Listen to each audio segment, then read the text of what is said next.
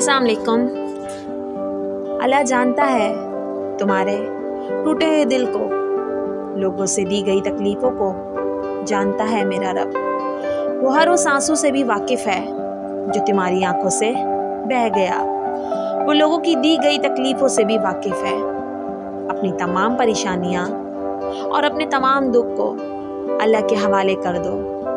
वो बड़ा मेहरबान है। वो कभी भी किसी भी हाल में तुम्हें अकेला नहीं छोड़ेगा।